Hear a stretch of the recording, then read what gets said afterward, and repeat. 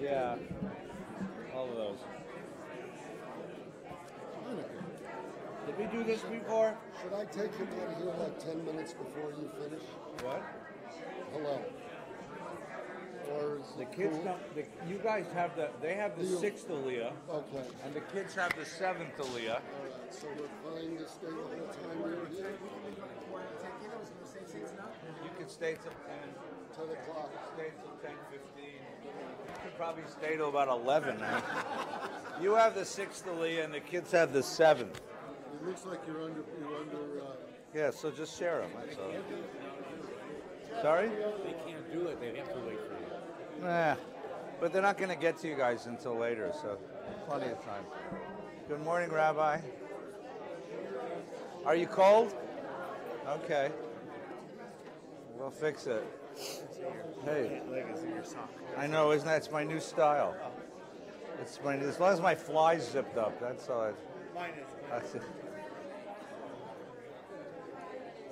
Good morning. Welcome. We're glad you guys came.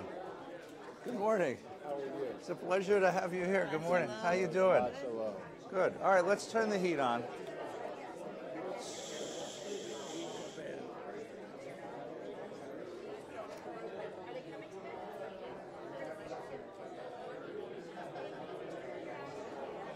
We'll try that. See if that works. All right, good morning, everyone. Shabbat Shalom. Good morning. Shabbat Shalom. Shabbat Shalom, Jackie. Good to see you. Shabbat Shalom.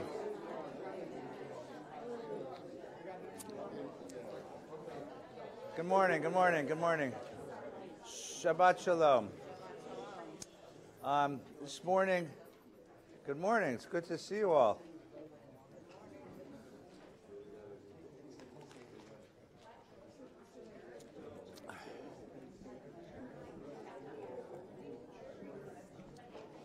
Okay. Good morning. Good morning. Good morning.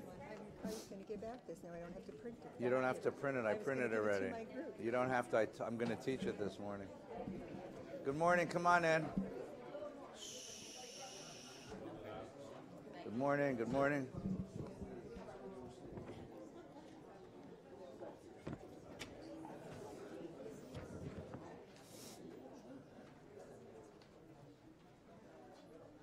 This morning, of course, we join with all of Americans in remembering President Bush. The tradition says that if a person dies on Shabbos, it's a great schus.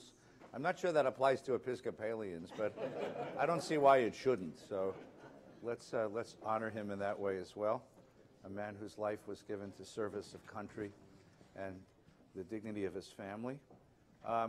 Following our Torah study together, you're all invited into the sanctuary for a wonderful young person's bar mitzvah, and as well the Rudda and Silverman families are celebrating the ufruf of their children who will be married next week. Okay, so mazel tov to you. Following that, of course, there'll be lunch, and I think it's lasagna this week. And following that, of course, there'll be Parsha study for those who'd like to stick around. And upstairs, we are rising in holiness. Yeah, glory. We have 40 teenagers here for the USY. Kinus, they're seniors in high school. It's their last hurrah. And they'll be running about the building. So if you see them, enjoy them. You can hang out with them. They're lovely kids. Okay, this coming week, we will continue our studies on Wednesday night. The College of Jewish Studies meets Wednesday night. And Rabbi Farkas will be teaching us the God that we meet in classical Jewish philosophy. So we're going to be opening Maimonides and Saadia Gaon, the great classical Jewish medieval philosophers. And then the following week on Wednesday night, our guest would be Reverend Juma Pollard-Smith, who is a professor at USC and leader in the African American Episcopal Church. Come on in. We got plenty of room. Got plenty of room. Come on. Keela, you don't have to run. You can be here till like 11 and still be late. And still be early. Y'all come on in. It's Jewish. It's going to take a morning. Yeah. So there's plenty. And then we're going to break for the college after that for a couple of weeks and come back in January with some wonderful guests and friends. Okay? Rimonim is a week from Friday night. Come in, please. There's plenty of room. Bring a chair. Bring a seat. Now, I don't remember. I'm going to confess to you that I don't remember if I taught this last year or the year before, or if I did teach it. Did I teach it before? But if I can't remember teaching it, you probably can't remember learning it. So if I did, I apologize at the outset. It's a reprise. I still think it's an interesting piece of Torah. So I actually had this brilliant idea late in the afternoon. I went back to the VBS website and tried to find the recordings of the Hanukkah sessions. For some reason, they're not there. Like the 18 minutes of tape or Jimmy Hoffa's body, they have disappeared. I don't know where they are. So, before I start? Yes. Just to mention, last night Yeah. was terrific. Well, you'll see my wife. She's going to be coming because she's a friend of the Ruddas, and she's going to be here for the Ufruf. See that lovely red-haired girl? So last night we did a service, the Neshama Minyan, which typically meets Shabbos mornings, had a Friday night edition. And every year they do an edition with the Jewish Women's Theater. And last night was a wonderful night of prayer and music and reflection monologues from the Jewish tradition. You didn't want it to end. Whoever says that about a rabbi's sermon, you know. You know what? Or, you know, you ever notice that when the Rolling Stones play, people stand up and scream, "More!" But no one ever does that at a high holiday service. Never seen that happen. Which reminds me that the Rolling Stones are on tour. They're coming back to Los Angeles. So those of you of my generation, that's an astonishing fact, right? That you're going to get 4 men close to the age of 80 who are all multimillionaires singing about how they can't get no satisfaction. But they try and they try and they try. It sort of takes on a different meaning at our age, doesn't it? I mean, it's come spend the night together, you know. All the songs now have a whole different valence now that these guys are led onto the stage by their great-grandchildren with canes and, you know, so. All right, so let's do this. The bottom line to this, and we'll get to the end, is that Hanukkah, which has never been a major festival of the Jewish people, its meaning has changed generation to generation. But the common thread that leads through all of them is that this is a holiday which comprises a meditation on the role of a minority culture in a majority cultural world. How does a minority culture negotiate its relationship with the majority culture? To what extent does it fight to keep its own identity? What elements of the majority culture does it assimilate? Does it co-opt into its own efforts? You will notice that through all of the iterations of Hanukkah that we're going to go through, we'll go through a bunch of them, in no case does the Jewish people say we are simply going to hermetically seal ourselves off from the outside culture. That has never been a Jewish survival mood, a Jewish survival mode, a Jewish survival strategy. Walling ourselves off into a ghetto, walling ourselves off into a neighborhood where the outside world is not allowed has never been the Jewish way. The Jewish way has always been to be very selective and very strategic in what we assimilate from the outside world as we form a strategy for dealing with the majority culture. And in each iteration of the Hanukkah story, you're going to see how that strategy changes and what's taken from the outside culture. And that's what we'll get to all the way through. But let's begin at the beginning. Quick history lesson, okay? 1000 BCE, King David. King David rises and he unites the tribes of Israel into one nation. King David is the one who invents the idea of the Israelite nation. Before that, you were more a member of your tribe than you were an Israelite. King David creates the first federal government, capitaled in Jerusalem. King David creates a military, a federal military. And with that military, he creates an empire. He expands the boundaries of Eretz Yisrael, of the land of Israel, and the hegemony of the power of Israel into neighboring lands. And so you have the first Jewish empire. He hands that to his son Solomon, who continues this process of expanding the empire. Upon Solomon's death, there is a split. And the Jewish nation, as it were, the Israelite nation splits. The northern kingdom, capitaled in the city of Samaria, becomes a regional trade and military power. The southern kingdom, capitaled in Jerusalem, is a much less powerful, much weaker institutional structure, and it is just basically a backwater. In 722, we have the BCE, before zero, the rise of the first great Mesopotamian empire, the empire of Assyria, A-S-S-Y-R-I-A, Assyria, in Hebrew, Ashur. Assyria is a city-state in the north of Iraq. Today you know it by the name of Mosul. Assyria rises up, and in order to control the ancient world, you need to control the highway between Mesopotamia and Egypt. Problem is, we live on that highway. In other words, God put us in the world's most vulnerable neighborhood. So the Assyrians come across the Fertile Crescent, down the coast, and they smash that northern kingdom.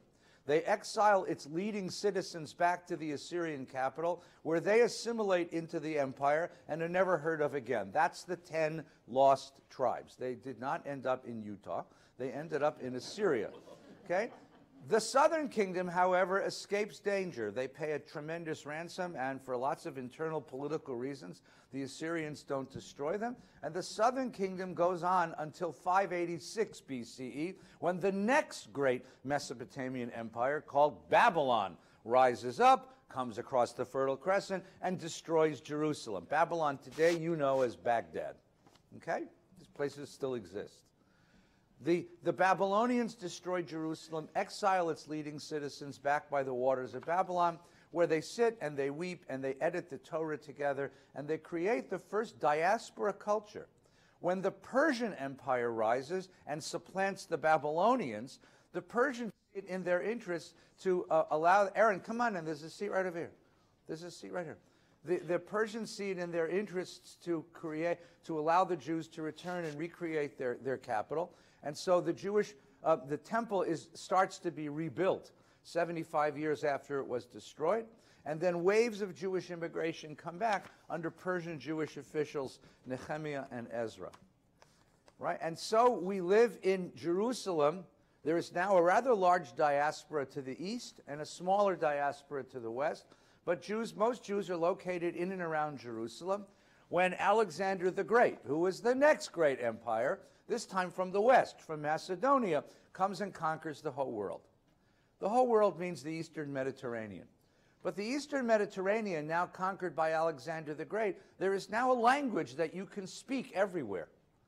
That's not a small thing, by the way, that there's a language you can speak if you're a merchant and you're doing trade with Asia Minor, if you're doing trade with Egypt, if you're doing trade with Italy. There's one language you can speak. There's one law for everybody. There's one form of currency for everyone. Now there is a global civilization, and that global civilization is called Hellenism. It's Greek culture, and it inhabits the Eastern Mediterranean.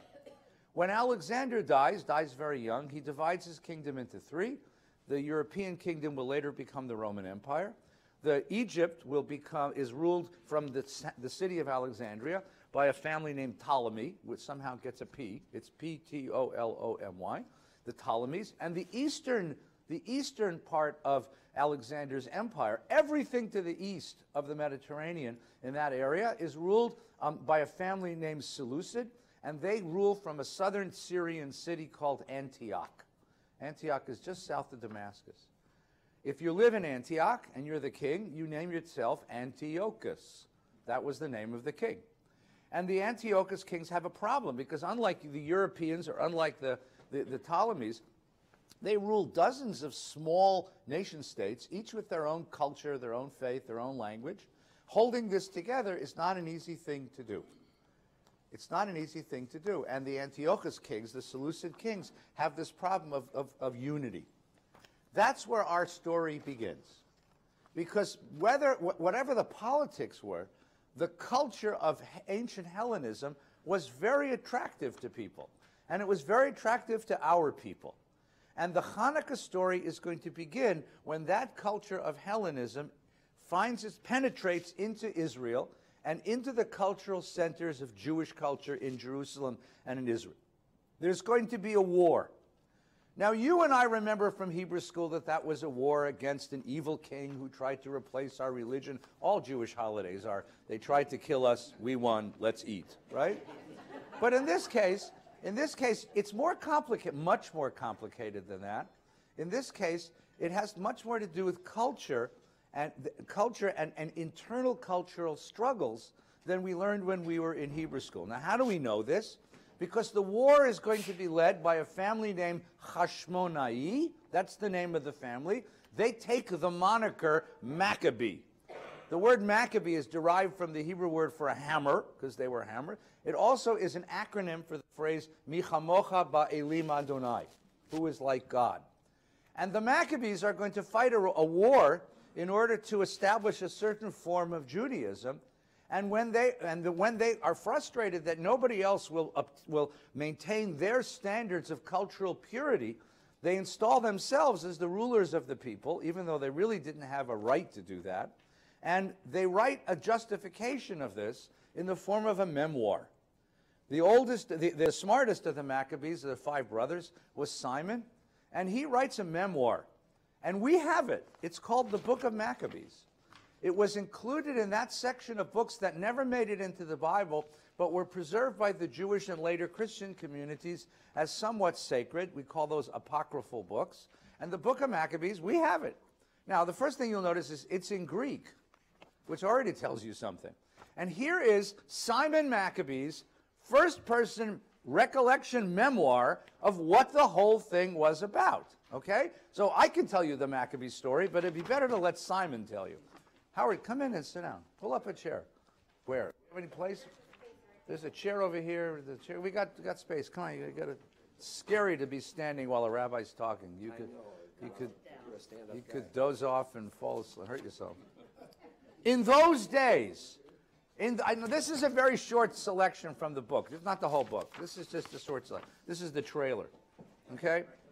In those days, lawless men came forth from Israel, misled many, saying, let's go and make a covenant with the Gentiles round us, for since we separated from them, many evils have come upon us. The proposal pleased them, and some of the people eagerly went to the king. He authorized them to observe the ordinances of the Gentiles. So they built a gymnasium in Jerusalem according to the Gentile customs, removed the marks of circumcision, don't ask, and abandoned the holy covenant. They joined with the Gentiles and sold themselves to do evil. This was not an invasion of an outside force. This was a civil war. This began with a movement among certain classes of Jews in Jerusalem who wanted to further the cause of complete cultural assimilation into the Greek world. Why did they want to assimilate into the Greek world? Because everybody else was doing it. Because that was modern. Because that's the way of the world. Because it was an attractive culture. Because it was a beautiful culture. So they decided to turn Jerusalem into a polis. They built a gymnasium. Gymnasium does not mean 24-hour fitness. A gymnasium was a combination of a university, a gentleman's club, and a gym. It's because the Greek culture was you trained the body and you trained the soul. Training body and soul meant for upper-class men, upper-class, wealthy men of leisure. So they built this institution. They built Greek institutions in Jerusalem. They obtained a license from the king to create a polis in Jerusalem. But there was one obstacle. The one obstacle that kept Jews from full participation in the Greek world was this insistence upon monotheism. This crazy, passionate insistence that the God of Israel, the God of Abraham, is the only God. If you hold on to that, you can't fully participate in the Greek games, right? For example, you remember how the beginning of the Olympic Games run, right? They have this big festival where all the athletes march in, and then some poor guy runs in with a torch. Remember this? It happens like every couple years, right? And they carry this torch all the way from wherever the last Olympics were. How they do that, I have no idea, you know. And the guy runs in, and he runs up the steps, and he lights the cauldron, and they play the dum, dum, dum, dum, dum. You know what I'm talking about? Yes. Thank you. That was a sacrifice. Originally, there was a sacrifice you were offering. The games were a religious rite. And in order to participate in Greek life, you had to participate in the games. In order to participate in the games, you had to worship the gods of the games. You had to show obedience to the gods of the games. When you had a business deal, you sat down with your opposite, you clinked glasses, poured out some wine to the gods. Every gesture of life was associated with the gods of the Greeks. You come in as a Jew and say, listen, I can't do this, and I can't do this, and I can't eat that. You're never going to participate in the life of this culture.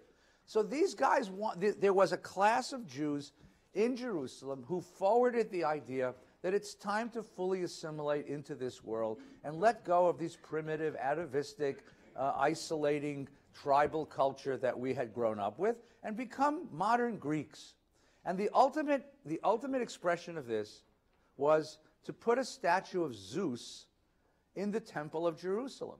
Because once and for all, that would eliminate the barriers for Jewish participation in the Greek world. Having done that under the king's auspices, now the king had a reason to do this, and I'll give you why. Because the statue of Zeus that he put into the Temple of Jerusalem looked remarkably like the king. He wanted to unite his kingdom under one political culture. This was a political, religious, cultural move. For the king, it was a cultural move for the Jews. Then what they did is they took a replica of that statue from town to town in order to obtain the loyalty, the agreement of all of the populace. So they show up in the town of Modin, which today is a huge bedroom community just below Jerusalem, because the train from Tel Aviv runs from Modin, so all the software developers who can't find a place to live in Herzliya live in Modin. That's today. Back then, it's where the Maccabees lived. Okay? There's a big dig there where you can see the Maccabees village. The king's officers who were enforcing the apostasy came to the city of Modin, and they made him offer sacrifices to the king's statue. You get it? Many from Israel came to them. This was a popular move. This was not unpopular. And Mattathias and his sons were assembled. And who is Mattathias? Mattathiyahu was a man descended of the priestly class, but he wasn't of the priests who served in Jerusalem. He was a country priest. Okay, he was an important citizen of Modin, but he wasn't one of the Jerusalem people. Then the king's officers spoke to Mattathias, and they said, "You are a leader, honored and great in the city, supported by sons and brothers. Be the first to come and do what the king commands, as all the Gentiles and men of Judah and those who are left in Jerusalem have done. Then you and your sons will be numbered among the friends of the king." Friends of the king was an official designation that gave you a very hefty tax write-off. It wasn't just, friends of the king. This was a status that gave you special privilege, particular with regard to taxation. So this is worth your while to do. You and your sons will be honored with silver and gold and many gifts. But Mattathias answers in a loud voice. Now, as you listen to this, I want to say once again, these are the guys who wrote this are the guys who are resisting the assimilation into Greek culture. But what they wrote here was a Greek drama. Because what's going to happen next is you're going to get a soliloquy, which is very common in Greek dramatic form. I mean, you can imagine this as a cantata performed on Hanukkah, right? And now the guy playing Mattathias steps forward and he makes his speech, right? Even if all the nations that live under the rule of the king obey him and have chosen to do his commandments, departing each one from the religion of his fathers, even if the whole Mediterranean becomes Greek, even if we're the last people on earth who maintained the culture of our ancestors, which in some ways reflected the times that this was created, right? Even if all departing from the religion of his fathers, yet I and my sons and brothers will live by the covenant of our fathers. Far be it from us to desert the law and ordinances. Law and ordinances is the Greek phrase for Torah and mitzvot. We will not obey the king's words by turning aside from our religion to the right or to the left. You can't make us into you. That's brave. And then what happens? When he finished speaking these words, a Jew came forward in the sight of all to offer sacrifice on the altar. Right? So some guy pushes himself to the front of the line and say, fine, if you don't want to go, it's my turn. And he gives the guy, and he offers the thing to the, because in other words, he pays his obeisance to the king, because he wants to get the tax write-off. And while he was doing this, when Mattathias saw it, he burned with zeal. Be careful of people who burn with zeal. Okay, that's why Prilosec was invented. And his heart was stirred, see? And he gave vent to righteous anger, and he ran up and killed him on the altar. So who was the first casualty of the Maccabean War? A Jew who had turned apostate, a Jew who had followed the obedience to the king, you see? And who killed him? A Mattathias, another Jew. So what do we get here? A cultural civil war over the question of how much can you compromise of your culture and what can you compromise of your culture before you've sold it all away. It's a question of what is Jewish in a world of Hellenistic Greek culture. That's going to be the question. And here it's going to be a war. So what's going to happen is that Mattathias cries out in the city in a loud voice, "Let everyone who is zealous for the Torah and the covenant come out to me." And he and his sons fled to the hills, and they left all they had in the city.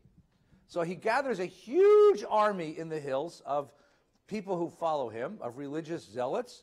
Now, you can look at this either way. I mean, if you look at this from Mattathias' standpoint, which is the standpoint we all learned in Hebrew school as kids, they're fighting for the glory of Torah, right? Look at it from the other side. These are religious fanatics. They're the Taliban. What do you think the Taliban is? They'll kill you because you listen to American rock and roll music. They're trying to preserve the purity of their culture. I mean, you see how this works? So just step back from it just a little bit, because Simon wrote this, so he's going to put, our side's going to win. But you just get a sense of what you're talking about here.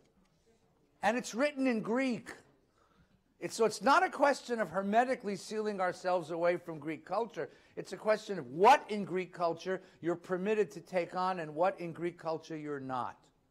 So what happens next? They fight a war. The king sees that his people are getting smashed, so he sends a garrison of soldiers, and he sends another army. And pretty soon, Mattathias, Judah, and his friends are bankrupting the government in Antioch. So the government in Antioch pulls out, and Judah and his friends go up to Jerusalem, and they now go to cleanse Jerusalem, which is the Hanukkah story we all learned in Hebrew school, right? Then Judah said to his brothers, "Behold, our enemies are crushed. Let us go and cleanse the sanctuary," that's the holy temple, "and dedicate it." So the army assembled. They went up to Mount Zion. They saw the sanctuary desolate, the altar profaned, the gates burned. They rent their clothes and mourned with great lamentation and sprinkled themselves with ashes and fell to the ground and sounded the signal and the trumpets and cried to heaven. They tore down the altar, stored the stones in a convenient place until someone would come and tell them what the hell to do with them. Then they took unhewn stones as the Torah directs, built a new altar like the former one. They rebuilt the sanctuary, the interior of the temple, consecrated the courts, made new holy vessels, brought the lampstand and the altar of incense and the table into the temple. They burned incense on the altar, lit the lamps on the lampstand, gave light to the temple, placed bread on the table, that's part of the sacrifice, hung up the curtains, and finished everything. I put the italics in here. Early in the morning on the 25th day of the 9th month, which is Monday morning, Sunday night, Monday morning, this week, in the month of Kislev, 148th year since Alexander conquered, they rose and offered sacrifices as the law directs on the new altar of burnt offering which they built. On the very season, on the very day, it took out a year later, the Gentiles profaned it. It was dedicated with songs and harps and lutes and cymbals. Dedication is Chanukah. The word Chanukah means to dedicate something. All the people fell on their faces. They worshiped. They blessed heaven. They prospered. They celebrated 8 days, burnt offerings. Judah and his brothers of the Assembly of Israel determined that every year at the season, the dedication of the altar should be observed with gladness and joy for 8 days, beginning, don't turn the page yet, we haven't finished, beginning on the 25th day of Kislev. What's missing? The oil.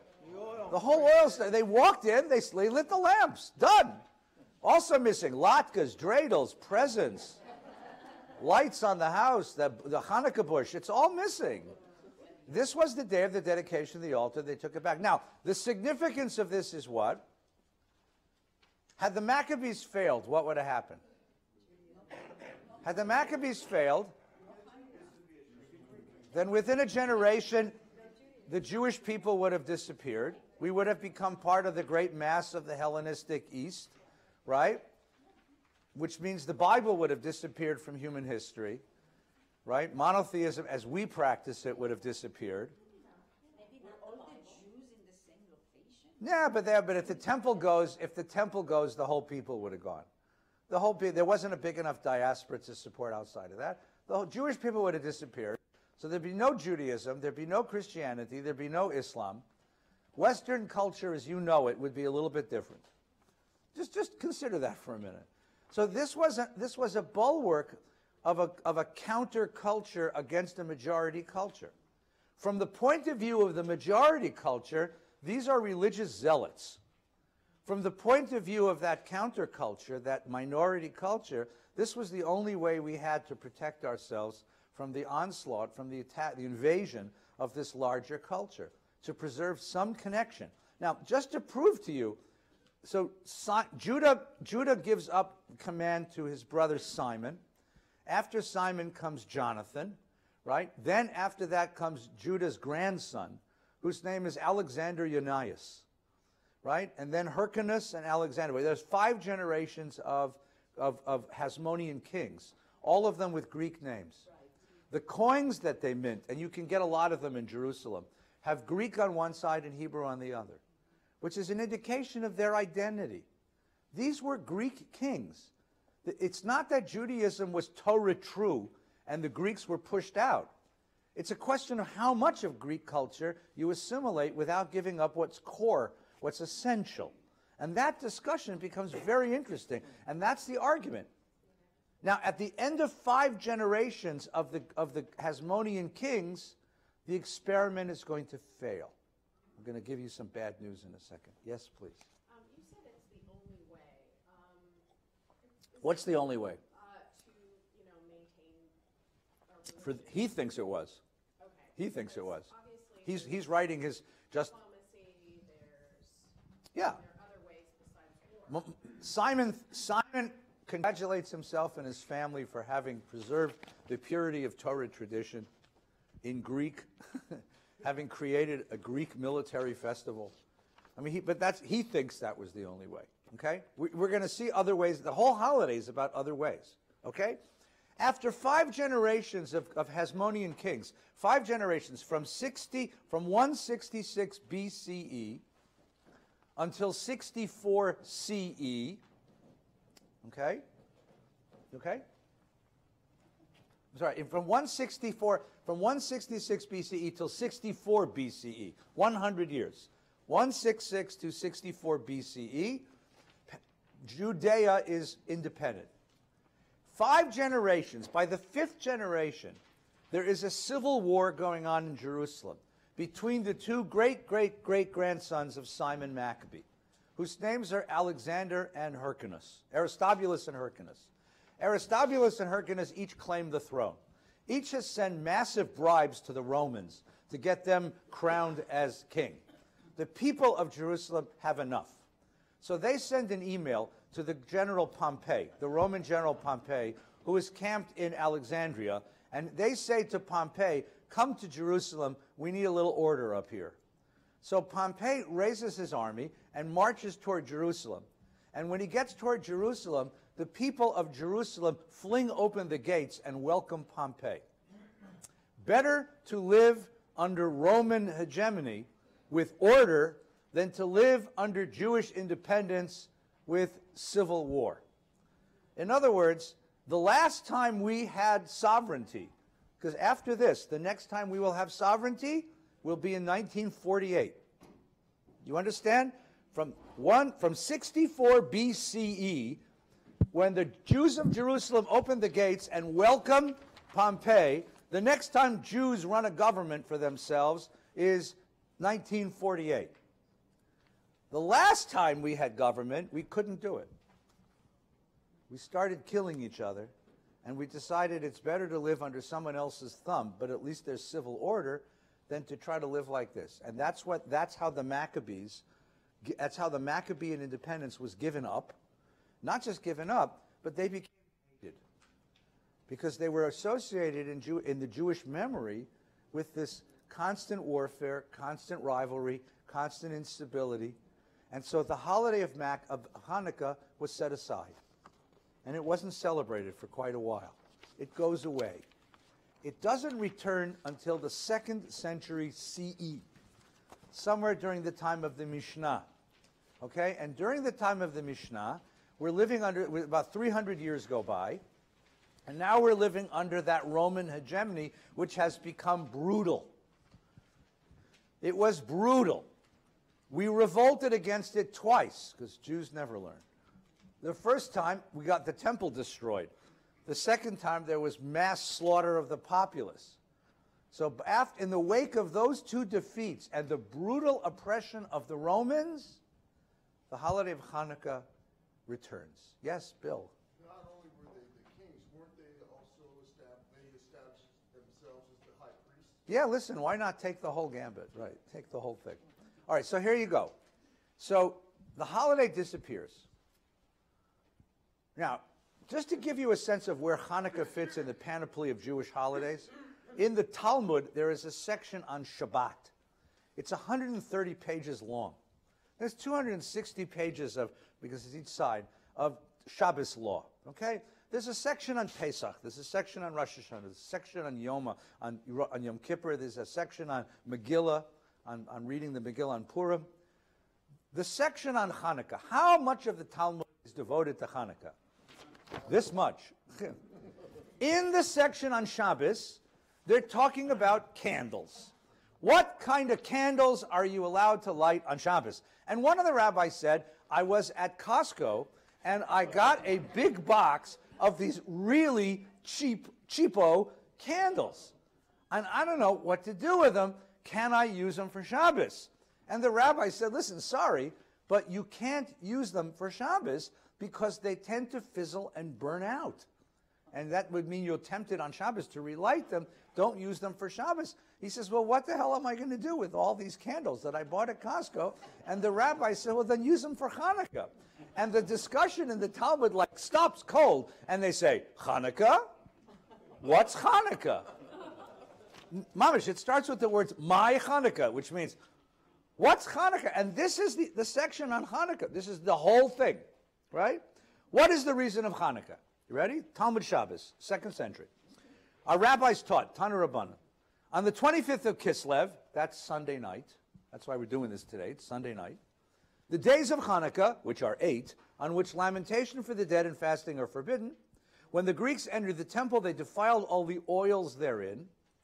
And when the Hasmonean dynasty prevailed against and defeated them, they made search and found only one cruse of oil, which lay with the seal of the high priest, but which contained sufficient for one day's lighting only. Yet a miracle was wrought therein.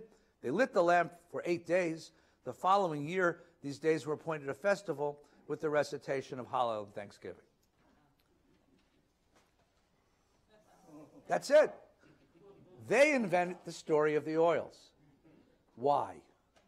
Why did they invent this story? First of all, by the way, as is typical of Talmudic literature, look how much you have to know to even understand what the hell they're talking about.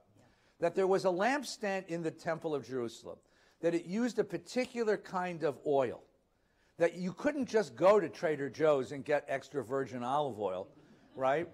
You know, you had to go get special oil with the seal of the high priest, that it takes 8 days to get that oil.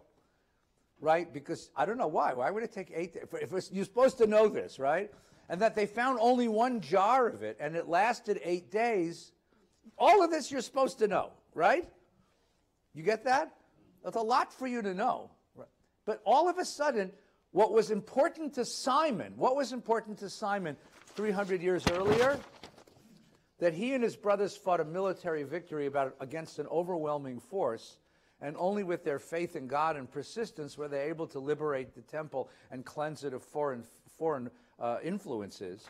Now suddenly, all of that military victory is put away.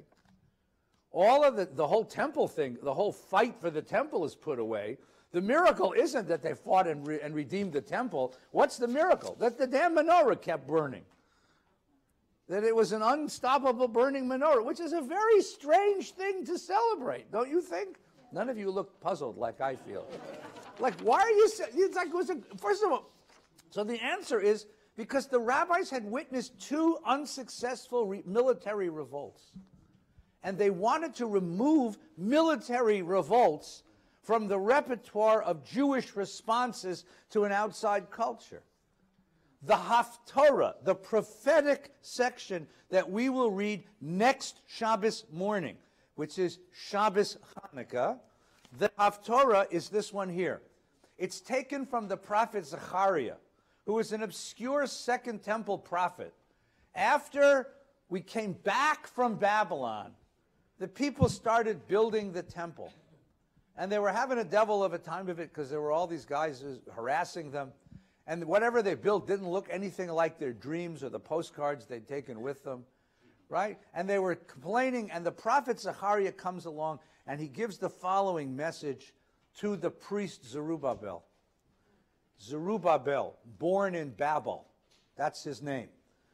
The angel who talked with me came back and woke me up as a man wakened from sleep, and he said to me, "What do you see?" This is Zechariah talking back in the temple times. But this is the Haftorah for next week. He says, "I see a lampstand of gold and a bowl above it. The lamps on it are 7 in number, and the lamps have 7 pipes, and there are 2 olive trees, one on the right, one on the left. And I asked the angel, what do these things mean? And he says, you don't know what these things mean? He said, why would I ask you if I knew what they meant? No, my Lord. And he explained to me, this is the word of the Lord to Zerubbabel. Zerubbabel is the priest of this new temple that was just rebuilt after the Persians let us come back. Not by might and not by power, but by my spirit, says the Lord of hosts. Whoever you are, great mountain in the path of Zerubbabel, turn to level ground, for he shall produce that excellent stone, and it shall be greeted with shouts of beautiful, beautiful. And the word of the Lord came and said, Zerubbabel's hand hath founded this house, and his hand shall complete it. Then you shall know it was the Lord of hosts who sent me. Does anyone scorn a day of small beginnings? Stop measuring your importance, your significance by your military power. That's not the way Jews are going to resist the majority culture. Now, this is a complete repudiation of the Maccabees' own statements of why they have the holiday. The holiday was to celebrate a great military victory. 300 years later, the rabbis come back and they start saying, Lo b'chayil v'lo b'koach, not by might and not by power. By what? By spirit, which means what? A different kind of resistance. We're going to maintain our identity, but not by military fight. We tried that twice, the rabbi, and it didn't work either time. So we're going to have to find a different strategy to survive as a minority culture in the world. We're going to survive as a spiritual community. We're going to withdraw from the events of history. We're not going to become materially involved in politics. We're going to float on the top of the waves of history, but maintain our identity as a strong spiritual culture. And what's going to be the symbol of this? This time of year is the winter solstice. It's the darkest night of the year. The night is 14 hours long. And on the darkest night of the year, we're going to light one candle. What happens when you light one candle in the darkest night of the year? You bring light to the whole world. What is that candle? It's Torah. Torah, Ora. Torah is light. Torah is God's presence in the world. Torah is light. All it takes is one candle in the darkest night of the year, and we can maintain faith. One family kept faith with God during the Hasmonean times. All we need to do is keep faith with God in our times, and we will overcome all of the enormous darkness of Roman power. That's the meaning of Hanukkah for the rabbis. So you light your menorah, and you put it in the window, lefarsem et hanes, because you're using it to light up the world. Now, incidentally, just next door to the rabbis who wrote that are the Christian fathers. And they're figuring out the Christian message. And they fasten upon the same set of symbols.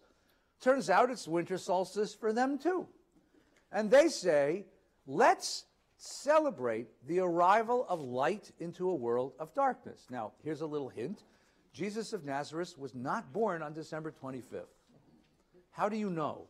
Because the book of Matthew says the reason why he went to Bethlehem, they were living in Nazareth, But Joseph was a citizen of Bethlehem, and there was a census, and he had to go down to Bethlehem to register for the census with his family. You would never have had a census in December in Jerusalem, in Israel. It's pouring rain. When do you have a census? When the roads dry out in the spring at Pesach time. Little Jesus of Nazareth, like me, was born at Pesach time.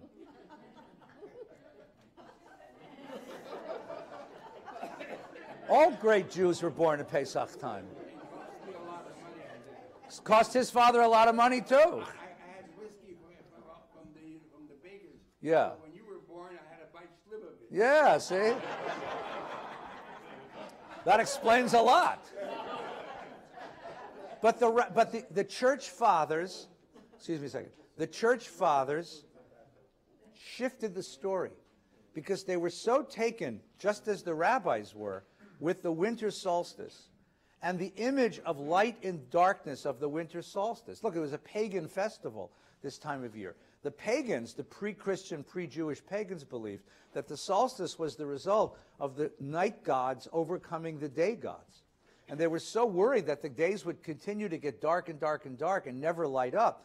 So on the night of the winter solstice, pagans would light every light. They would burn bonfires in the city. They put on all the lights in their homes in order to strengthen the power of the light gods against the dark gods. The gods of light against the gods of darkness. So what the rabbis did is simply take the winter solstice festival and the pagan rituals and make it into Hanukkah. The church fathers did exactly the same thing. For them, the darkness was the darkness of a world plunged into sin, sin being separation from God, and the Christ child is the birth of light, the birth of a new way to come close to God, to be justified in the face of God. And if you've ever gone to church on Christmas Eve, it's a darkened church and the light shines on the kid. If you've ever seen the famous paintings of this scene, there are a few of them, the light source in the painting is the child. It's not that the light is shining on the kid, the light is shining from the kid. Right? You'll see the mother holding the kid and you see her face is illuminated because the kid is the light, because it's in the same way that the rabbi said Torah ora, Torah is the light in the darkness. For the church fathers, it was Christ as the light of the world. So there is a reason why we're putting menorahs in the windows and our neighbors are putting lights on their homes. Because we're responding to we're using the same symbols to express the messages of our respective faiths. They're different holidays. Don't get the mistake that they're the same holiday. They're different holidays. But they're using the same set of natural symbols. Now let's go forward. I'm going to push you quickly because we have a lot to do. That's the 2nd century, spiritual resistance. Now we come to the 13th century. In the 13th century, we're in the middle of the Crusades. Crusader armies are rising up over Europe, and they're marching down toward the Mediterranean so they can sail to the Holy Land and redeem the Holy Land from the infidel. And in a way, they discover they're infidels right here. You don't have to go all the way to Israel to get infidels. Who are the infidels? Jews. So the Crusader armies are slaughtering, murdering, destroying, pillaging Jewish communities all the way through the Rhine Valley. Some of the great Jewish communities, the great academies of Rashi and his children, his grandchildren, are destroyed by the Crusader armies.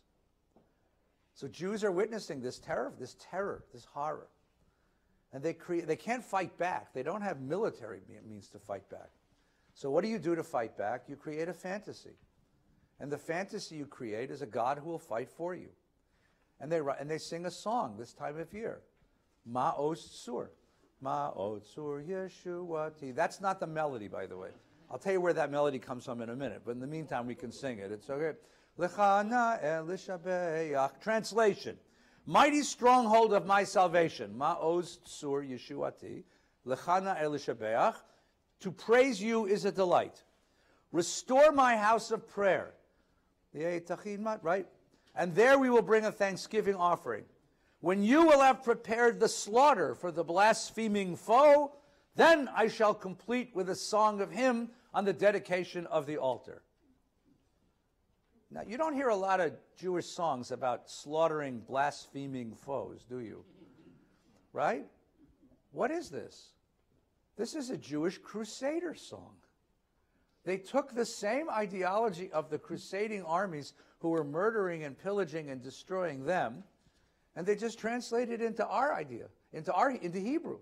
And they made Hanukkah the day of the fantasy that one day, just as God led the Maccabees to victory, God will destroy all of these who are coming to destroy us. It won't be Jews who will fight against the infidel. It will be God, right? The Greeks gathered, this is the next verse. There are verses to Mao Tzur. There's a bunch of them. I just gave you two. The Greeks gathered against me in the days of the Hasmoneans. That's the Maccabees. But from the last remaining flask, a miracle was wrought for the Jews. Therefore, the sages ordained to these 8 days of song and praise. Here's the end of the song. Holy arm. Deliverance has been too long delayed, and evil. Moses, David, so anyway, the 7 shepherds. What do you have here? Mao Tzur is a psychological defense against crusading armies who have come to destroy us. We can't really fight them, but we can fantasize that one day God will be our warrior. And God will do to them what they're doing to us. This is a crusader song written for Jews. Now the problem is, it worked in the 13th century. It gave those communities some inner psychological strength to not fold in despair because the majority. You can't sing songs about slaughtering, blaspheming foes at Macy's. They frown on that sort of, right?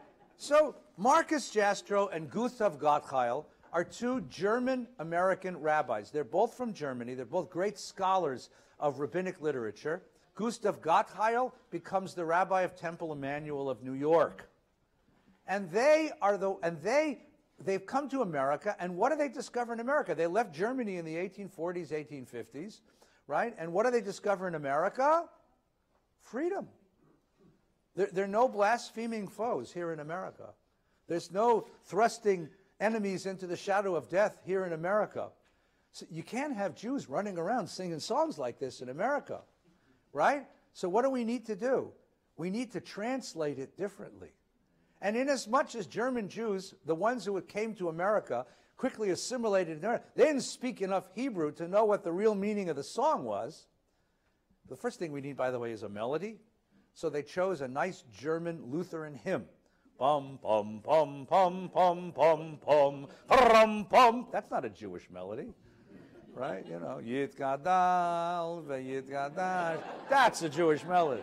Kol Nidrei, V'yesarei. Happiest day of my life. I can't believe my son is getting married to a really nice girl. They should be happy their whole lives. That's a Jewish melody, right? Lutherans, you know, it's a hymn of glory. So, but now I need some words. Because you can't run around New York City in the 1870s, 1880s, talking about blaspheming foes. But what do we Jews find when we come here to America? We find freedom. And we find something we talked about last week, a congruence between our internal narrative and the American narrative. The American narrative is about fleeing tyranny and finding freedom. So let's just tell the story slightly differently. This time, instead of resisting the outside culture, let's become its epitome. We Jews not only don't reject the American culture, we're its best case study. Because we're the people who have spent all the generations of our existence since the destruction of our temple wandering the world homeless, and America has taken us in. And in return, we will fight for America because its values are our values. So now you have the Maccabees who resisted the outside culture, the rabbis who resisted it spiritually, the crusaders who wanted them all dead. Now you have Gustav and Marcus who say, Rock of ages, let our song It's one of the few songs you can sing English or Hebrew, and it's bad in either one. Praise thy saving power. You can this is what their translation of Mao Zur. Wink, wink. Because you can see the difference on the 2 pages, right? Thou amidst the raging foe wast our sheltering tower. Furious they assailed us, but thine arm availed us. And remember, this is right after the Civil War. So think Battle Hymn of the Republic.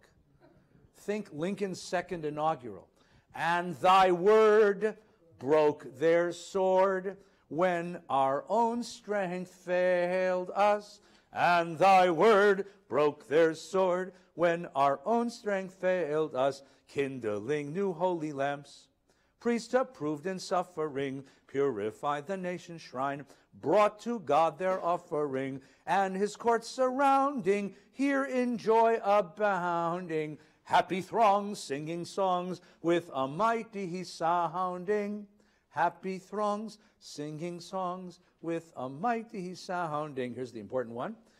Children of the martyred race, whether free or fettered, wake the echoes of the song, where ye may be scattered. Yours the message cheering, that the time is nearing, which will see all men free, tyrants disappearing, which will see all men free, tyrants disappearing. If you build a reformed temple in New York, and you call it Emmanuel, and you build it to look more churchy than any Lutheran church in America, because your name is Salzburger or Guggenheim or Bloomingdale, and you have all the money in the world, Strauss, right? And you have all the money in there, and you want to say to your Gentile neighbors, look, we are just American Jews. We're Americans, and we are Jews, and being Jewish makes us better Americans. You're always welcome. You will find a home here because our faith is really the best of America. So what does Hanukkah become? No more casting enemies and blaspheming foes into the darkness of hell. Oh, no. That's now it's, right? The time is nearing which will see all men free, tyrants disappearing. What's one strategy for a minority culture? Become the best epitome of the majority culture. We do you better than you do you.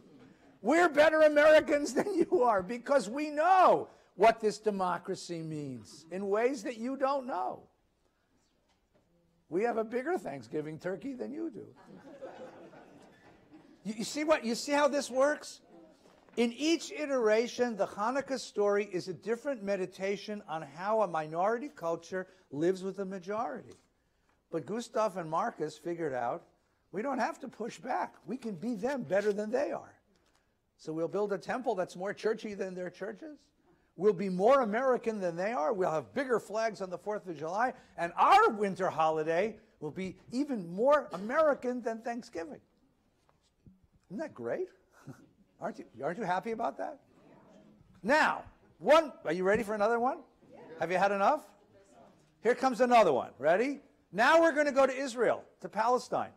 Beginning the end of the 19th century, you have the return to Palestine. Jews all over Eastern Europe, not so much Western, but Eastern Europe, leaving behind the yeshivas, shaving off their beards, cutting off their payas, taking off their shaitels, becoming chalutzim, building the land of Israel. What was the most important product of Zionism? It was a new Jew. The Zionist revolution began when young Jews particularly, looked at their condition in the world and said, waiting for God's Messiah is undignified. Sitting passively in exile, letting the Russians beat on us, letting the Cossacks beat on us, letting the Ukrainians beat on us, letting the Poles beat on us, and sitting here piously waiting for God to redeem us? Undignified. No more. The new Jew rises up and says, I will take possession of the tools of my own salvation. I will control the conditions of my own existence. Grandpa, Zayde, says to that young chalutz, What are you, crazy? God will send Messiah. You will be redeemed. And the young man says, Zeta, how many generations you've been waiting for Messiah? And how many will die until he comes? I will be the Messiah. We will be the Messiah. The people will redeem itself. Zeta says, Shkutz, get out of my house. Seriously, Shkutz, get out of my house. Zionism feh. Zionism is a curse.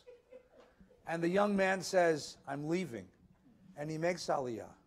And he goes to Israel. And he builds a farm. And he picks up a rifle. And for the first time in 2,000 years, since the Maccabees, the Jews pick up rifles. You understand that the Maccabee War in 166 BCE was the last war Jews won until 1948? That's a long losing streak. That's longer than the Chicago Cubs.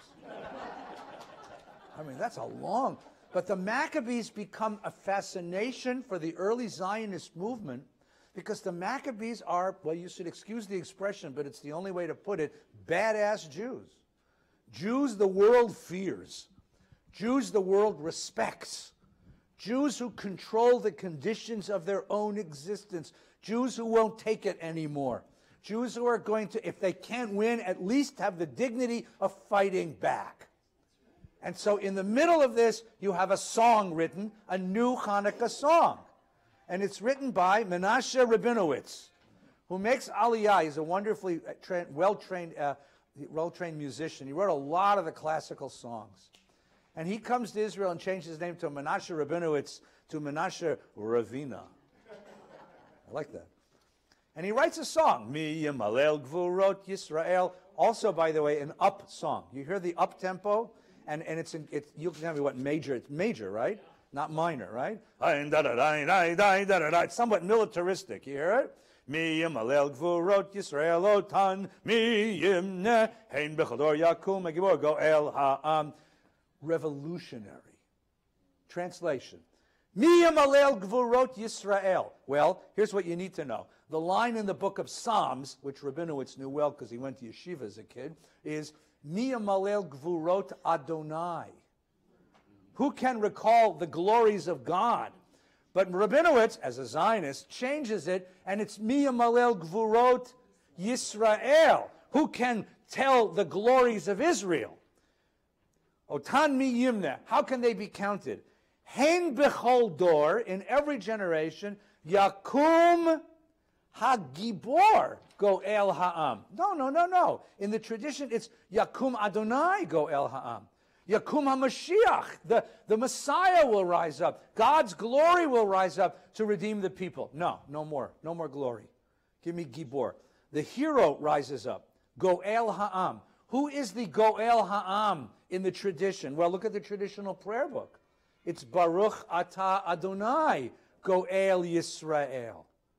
It's God who's glory, but not for Rabinowitz, not for the Zionists. We're tired of waiting for God to redeem us. We will redeem us. The Gibor, the hero, redeem us, right? So who is the new Goel Ha'am? Ha'am, the people or the hero. Now, here comes the verse. Ready? Shema. Anybody recognize that phrase? What's supposed to come next? Adonai, Eloheinu, Adonai. No, none of this Adonai business, right? Shema, Bayamim Ahem, Bazman Hazeh. Anybody recognize that phrase? That's the end of the bracha. Baruch Atah Adonai Elokeinu Melech Olam Asher Kitshanu B'mitzvot. Right? Bayamim Asher Asa Nisim Lavoteinu. God who did miracles for our ancestors. Bayamim Ahem. Right.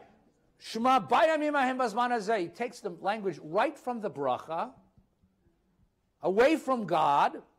Maccabee, Moshiach, Ufodeh. Moshiach, Ufodeh are two loaded words meaning to redeem, to save, to rescue, that are always associated with God in the prayer book. But not God here. Here it's Maccabee, Moshiach, Ufodeh. Here it gets even more radical. Wait. Uvi Amenu, in our time, Kol Am Yisrael, let the whole people of Israel, three verbs in the Nifal, in the Hitpael. Yitached, Yakum v'yigael. Yitached, let it gather as one. it's Shema Yisrael Adonai Echad. Let the people of Israel be Echad. Not God, the people of Israel. Yitached, we will gather as one. Yakum, we will rise up. And Yigael, future tense Nifal, redeem ourselves. Let the people Israel rise up and redeem ourselves. It is a complete rejection of Ma'us Tzur. It is a complete rejection of the previous generation's religious ideology that it's God who redeems us and that Hanukkah is a celebration of God's redemption of the people Israel. What is the new strategy now? The new strategy for a minority culture in a majority world, which is dangerous, is assume military and sovereign political power. Because not only is that the only way to survive in this world, and he wrote this before the Holocaust, not is that the only way to survive in this world, but it's the only way to have any dignity in this world. If you can't stand up and defend your own, what kind of person are you? What kind of human being doesn't stand up and defend his own? And so the Maccabees become a role model for a whole new kind of Jew. And it's everything the rabbis rejected when the rabbis said, not by might and not by power, but by spirit. Zionism says, not anymore. We tried that for 2,000 years. It worked. It worked. We're here. But enough. In this world, if you don't have might and you don't have power, spirit ain't going to help you. Spirit ain't going to help you. Now, by the way, that's been renegotiated. We can spend some time on that. But this is a rejection of the rabbis, not by might and not by power. Do you see that? Everybody see that? All right, two more and then we're done. These are fun. America, 1960, 1970. Peter Yarrow. Peter Yarrow, raised in Boston, okay, attends Cornell, becomes the chairman of the leader of the Cornell Folk Club, meets two other wonderful folk singers, Paul Stuckey and Mary Travers, and forms a trio called Peter, Paul, and Mary. And they provide much of the soundtrack of the 1960s revolution, the great countercultural revolution. And Peter Yarrow was raised by Jewish socialists in Boston. His father's a union organizer. Not religious people, but even not religious people make Hanukkah. But what is Hanukkah for not religious 1960s Jewish socialists? It's the holiday of social justice and revolution, light against the darkness, right? And so Peter Yarrow writes a Hanukkah song, which is kind of wonderful when you think about it. So who are we Jews in America? The minority in the majority culture? We are the conscience of the country. Where Marcus Jastrow and Gustav Gottheil said, we own the American narrative, we are the epitome of the American narrative, Peter Yarrow is willing to stand against America and say, America has lost its mind, has lost its way, but we Jews, remember, we are the conscience of America. We preserve the moral vision, the moral aspiration of American democracy because we maintain the memories of our ancestors and their struggles. We don't have to resist in the sense of destroying it. We just want to remind America of its moral principles. So you go out and you sing Hanukkah songs with Martin Luther King, fighting for civil rights for African Americans, and you sing Hanukkah songs at anti-war demonstrations. Some of you younger in the room don't understand there was once a war in a country far away that we fought for no particularly good reason, but that could never happen again. But anyway, so here's the song. Light one candle for the Maccabee children. When did Maccabees ever have children? Light one candle for the Maccabee children with thanks that their light didn't die. Light one candle for the pain they endured when their right to exist was denied. So he knows the story, but he tells it in a different way. It means something different to him. Light one candle for the terrible sacrifice justice and freedom demand, and light one candle for the wisdom to know that the peacemaker time is at hand. Peacemaker? Simon was proud of the war they fought. Simon Maccabee Peacemaker? When did Hanukkah become a peacemaker's holiday? It started out as a war maker's, as a terrorist holiday. Don't let the light go out. It's lasted for so many years. Don't let the light go out. Let it shine through our love and our tears. Oh, you guys got to sing with me here. I'm not the cantor. Light one candle for the strength that we need to never become our own foe. Now that's an interesting meditation on this same idea of majority and minority. So for Simon Maccabee and for the rabbis, it's exactly that. I don't want to become part of the pagan world. But for Peter Yarrow, I don't want to become part of the oppressive establishment that seems to have forgotten its moral ideals, its justice ideals. Light one candle for those who are suffering a pain they learned so long ago. Light one candle for all we believe in, that anger not tear us apart. Again, interesting reflection on Mattathias and his sword, right? Light one candle to bind us together with peace as the song in our heart. Oh, I'm not going to sing it anymore. 8 candles. What's the memory that's valued so highly that we keep it alive in that flame? What's the commitment to those who have died that we cried out they've died not in vain? Is he talking about Maccabees? Oh, no. Is he talking about, say, Jews across the generations? Or is he talking about civil rights workers killed in the South? Right. Remember Schwerner, Goodman, and Cheney? Remember those three? Right? They become martyrs to the great quest for social justice of the 1960s, and the Jewish community takes great pride that 2 of them were Jews. I mean, that idea that we become part of, we are America's conscience. That's our role vis-a-vis the majority culture. We've come this far, always believing that justice will somehow prevail.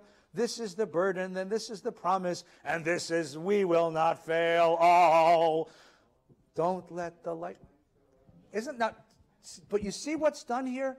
It's the same strategy, the same theme, the same trope of trying to negotiate the relationship between minority and majority culture. Only here, minority culture takes on a very different frame than it took place anyplace else. It's not tribal anymore. It's not about we Jews. It's about whom? We believers in peace and justice and right. And Jews become the symbol of those who have fought for peace and justice and right throughout the generations. That's 1960s America, folk music, Jewish. One more. 1980, in the 1970s, Gilda Radner, and I forgot the date. I was going to look it up, and I forgot to look it up. One night on Saturday Night Live, in the last minute, you know the last segment when the whole cast is gathered on the stage? You have any idea what I'm talking about? Okay. She lights Hanukkah candles and says the brachas. Because Gilda Radner she knew Jewish. I mean, she was Jewish, right? And then about a decade later, comes Adam Sandler. Now, it's interesting. I want to point out just what's interesting about this moment in our history. He didn't change his name to something like Sand or Smith or Jones, right? Right? You know that Tony Curtis was Bernie Schwartz. And Kirk Douglas is Yasser Danelovich, right? You know that, right? You know that and Lauren Bacall is something like Lauren Rabinowitz or something. You know, that there was a time in Hollywood when you became famous and you gave up your Jewishness, and John Garfield was something else. You gave up your Jewishness, you gave up your name, you never ever let anybody know who you really were. But comes postmodern American culture, you don't have to do that anymore. Jerry Seinfeld, although he's not a terribly out there Jew, is Seinfeld. He's not Jerry Smith. Simon and Garfunkel started out as Tom and Jerry because I went to school with them. Well, there you go. And they didn't succeed as Tom and Jerry. Yeah. They went to their real Somehow it's now kosher to be Jewish out. No, seriously. And this is the most interesting expression of this. So he gets on national television. My kids always ask me, when they were little, they used to say, Abba, how come everywhere we go is Christmas? Where's Hanukkah? And I had to say, kids, we're 2% of the population. And they say, no, that can't be. Everybody I know is Jewish. You know? This is because I raised you in Encino, you know. You think that the whole world is The whole world is bounded by Sepulveda and Reseda Boulevard, you know what I mean?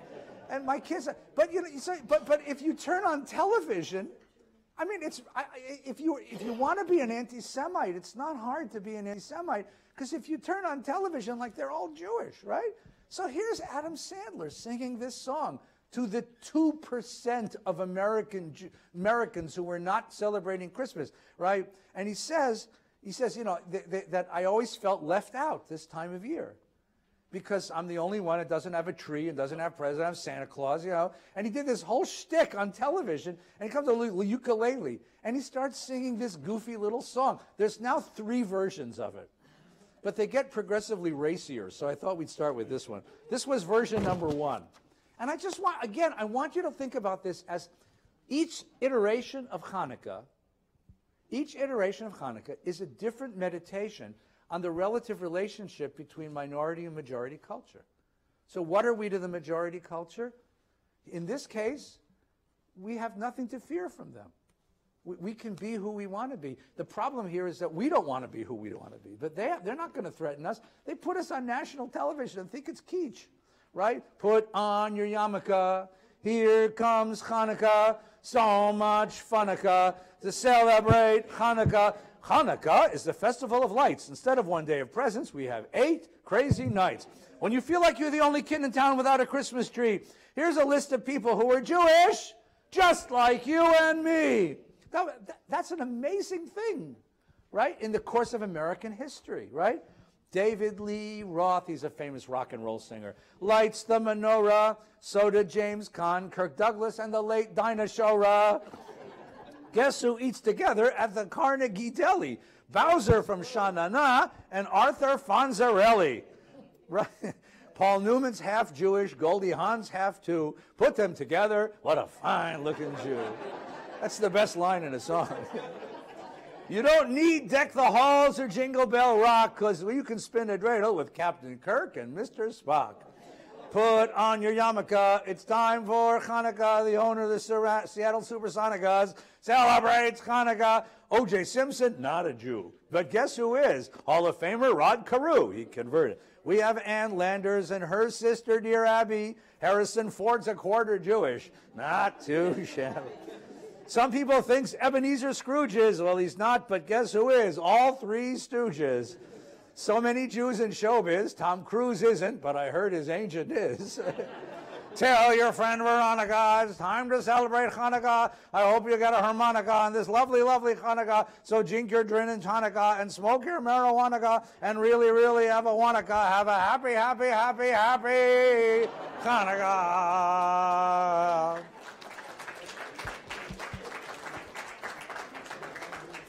What happens is, in each generation, including this, I take this with some seriousness, it's a meditation on who are we and who are they. And who are they to we, and where does our place in their world? Starting with this, the vicious militaristic antagonism of the Maccabees, and finding all these different iterations. And it's because of the flexibility to find these different iterations, that's why we're still here. Have a wonderful Hanukkah Sunday night. Take care. If it's so malleable, couldn't it be this said it's nothing also? No, but it's not nothing. It's important to us. The